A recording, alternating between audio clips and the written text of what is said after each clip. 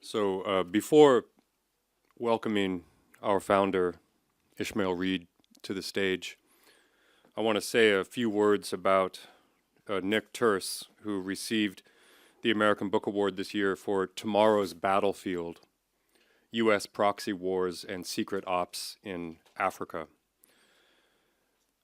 Nick Turse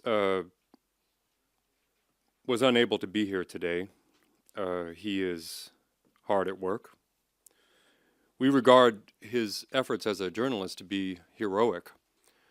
And to put that into context, in the waning months of the Bush-Cheney junta in American politics, a deluge of policy papers from extreme right-wing think tanks began to flood with recommendations that the emerging front in the war on terror, you remember that, was going to be on the continent of Africa. And so with that in mind, the United States government formed AFRICOM, a central command for U.S. military operations on the continent of Africa. As Obama acceded to the presidency, and in the years since, the United States military has expanded across the entire continent of Africa with the largest military presence in our nation's history. But this story has almost gone completely unreported.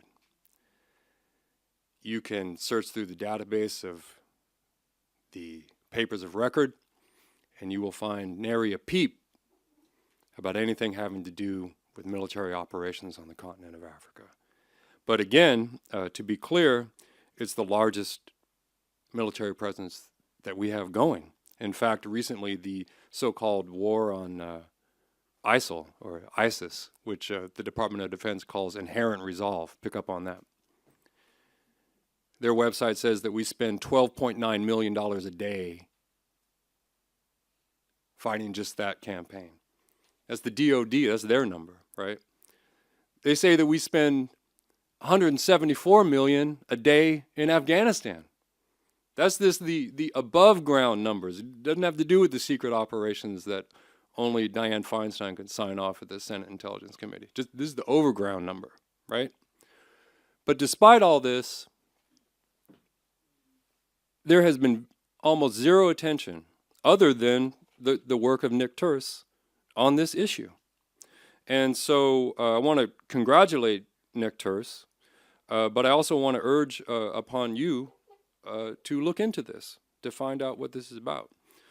Ted Jones, the late Ted Jones, one of the titans of international surrealism and among the first generation of the Beat generation when it was still generating, used to frequently lament the lack of interest on the part of Black America in affairs of the African continent.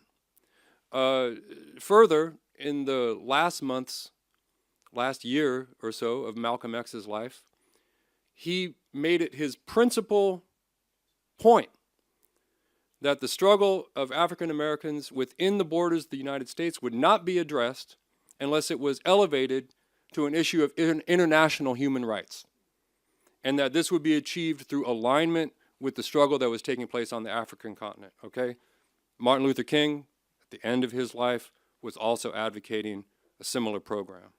So with that in mind, again, I urge you to discover this book, Tomorrow's Battlefield, Nick Turse, and follow up on what's happening. I mean, 174 million a day, 12.9 million a day, can't give you clean water in Flint, right? Can't give you funding for public schools. Can't give you tuition relief, but can send $12 million a day to stretch the fight against ISIL across into Libya? Okay, so congratulations to Nick Turse, and for his extraordinary work, you know,